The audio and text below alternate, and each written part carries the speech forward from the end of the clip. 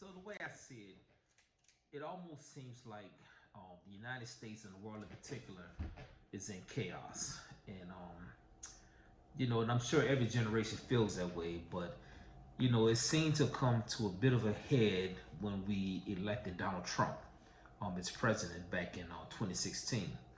Now, during that time, if you remember, Hillary Clinton was running against Donald Trump, and Trump sort of positioned himself, or to me, appeared to be more of a cartoon character. So I thought there was no chance in the world that he was going to win. And he did win, and it was devastating. It was, unbelievable though, but he did win. And during that time, I remember feeling a sense of, almost hopelessness because I wanted to do something as a reaction to that. I couldn't believe that someone that was so, misogynistic and crass and, didn't have a command of the issues, was enthusiastically supported by a lot of people. Particularly a lot of people that I, was friendly with, a lot of folks I worked with and everything. So that was a time where I decided that I was going to start a blog to sort of, the original intent was to help people organize and try to put out truthful information, because a hallmark of Trump's candidacy and his presidency has been lies, right? And we're still living with the legacy of that lie. If you look at the January 6th Capitol riots last year, that was fueled by a big lie of the election being stolen. So that's why I started a written blog called The Informed Citizen that I did link on the YouTube channel. And so what I'd like to do today is read to you my very first blog. And this sort of talks about how I felt in that moment, and what I can do in my small part to try to make the world a better place. And our growth of that is this channel. All right. The truth matters, at least it should. Like most people during the election cycle of 2016, I was sure that Hillary Clinton was going to be our next commander in chief. In my mind, Donald J. Trump being selected as a Republican nominee was an answer to my prayers. This was a man that had took the birther movement to new heights and even questioned the academic qualifications of the first African-American U.S. president.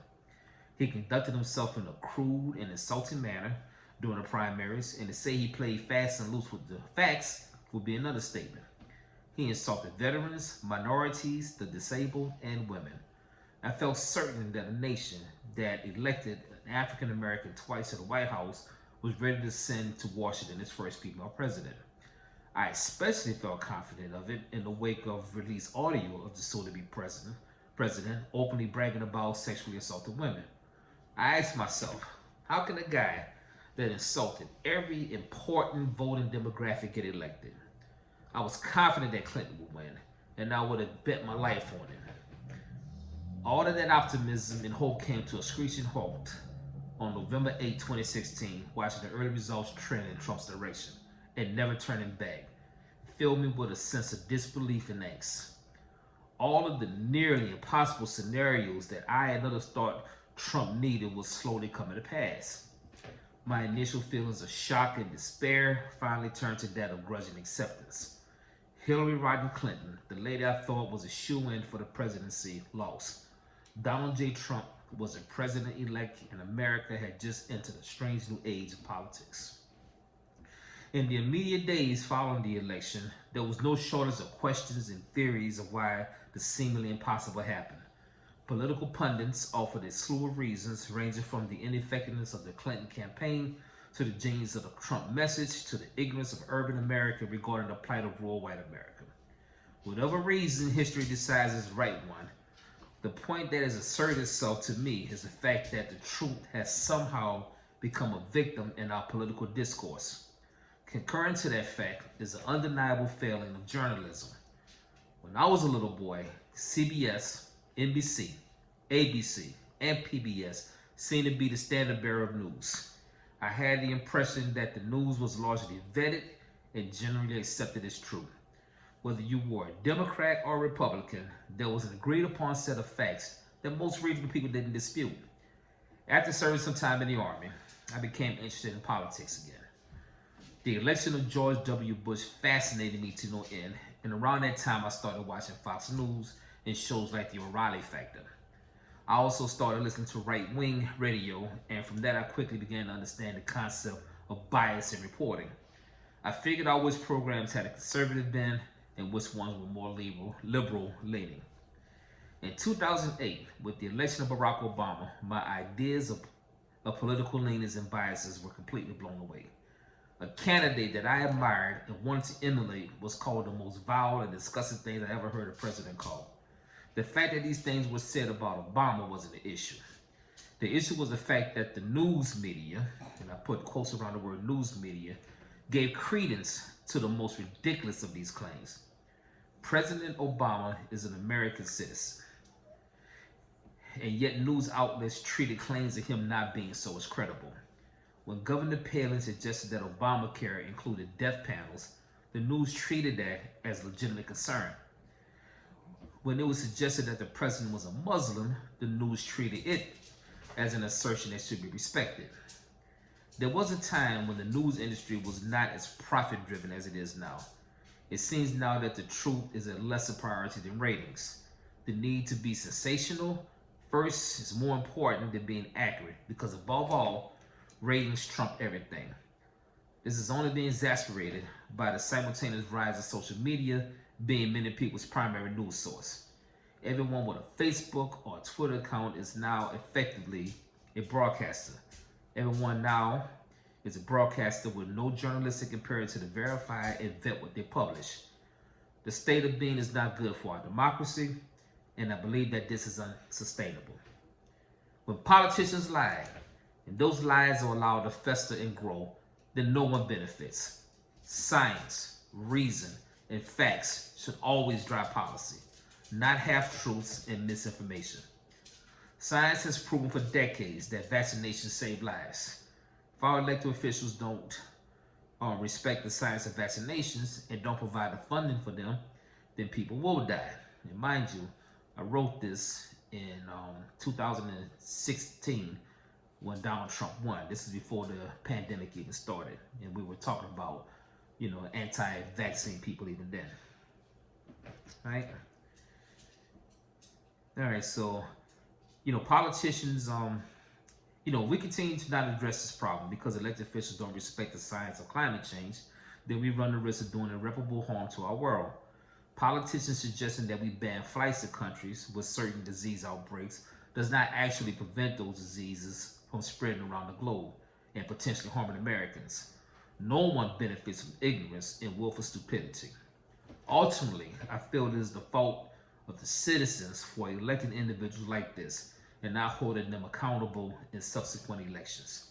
An apathetic mindset and a pathological belief that nothing can be done is the best way to make sure nothing ever gets done. Allowing stupid and misinformed people to guide our national dialogue leads us to a place where we get Donald Trump as president of the United States. A man that puts the word of the Russian president over the word of his own intelligence community. Donald Trump, really. Like we actually elected Donald Trump as our president. So what do we do? I believe the best route is to take a grassroots approach, and I'm going to try to share as much truthful information as I can. As I said, that's the point of my blog, and that's the point of this YouTube channel.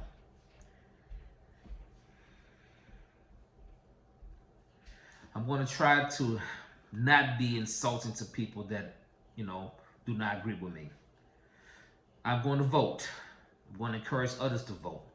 And I'm going to help people to register for the vote. I'm going to promote issues, local and national, that I find important. And finally, I'm going to perform some sort of community service. As President Obama said in his final address to the nation, because for all of our outward differences, in fact, share the same proud title, most important office in a democracy, citizen. As a citizen, the ultimate responsibility for the state of our politics fall on our shoulders. We can no longer expect our elected officials to act in an altruistic manner. We must recognize that their power to govern us comes from our consent. Given this fact, it is incumbent upon us to take a more active role in shaping the landscape of our politics. We must roll up our sleeves, get into the trenches, and engage in those things that are not glamorous or garnish the attentions of the press. Most importantly, we must communicate with and engage with those that we have elected to represent us. This is my pledge to myself and my fellow citizens. I respectfully ask and challenge others to join me in this. By working together, we can all work to make this a more perfect union. As President Obama is fond of quoting, e pluribus unum, out of many one. If anybody wants to join together and speak, if many of us join together and speak and act as one, there's no limit to what we can accomplish. You know, those were my thoughts, going on 5 years ago at the election of Trump, and I felt that, at the time, Now, there are a lot of questions, conditions, and what ifs that people have about how much they care or willing to engage in the political process, particularly when you start to add in elements such as race and gender. We live in a society where some people are more privileged than others. Some people have more money than others, and they have a bigger influence on the affairs of things than other people do. There are people in this country, indeed in the world, that are marginalized.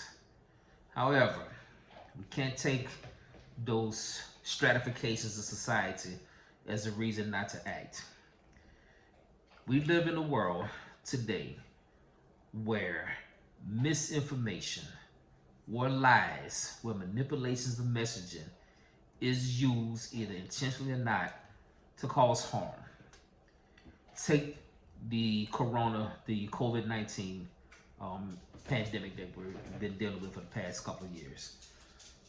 People talk about, I don't want the vaccine because of Tuskegee. As if Tuskegee was, an experiment where people were injected with a virus. I mean, the analogy is not the same. So as citizens, and particularly as Black people, because I do have a passion for racial social justice, we have to be active agents. We have to challenge falsehoods, and we have to talk about things that we actually know about. Research is not hearing what your aunt might have posted on Facebook. We have to learn how to vet and rely on sources that are legitimate. And part of this channel, as I explained in my last video, is to find topics and to talk about those topics in an educated, sound manner, and then discuss them and make some decision on how we should approach it. So that's all I have for today. If this sounds like something that you're interested in, or you're looking for a partner or a way of not just being a spectator but being an active participant in our democracy, and then like this video, subscribe to the channel, offer us some topics that we can talk about. If you have questions about something that you heard about in the news and don't know about, let's talk about it, and let's figure out what it is and see how we can move forward. Thank you so much for your time. Have a good night.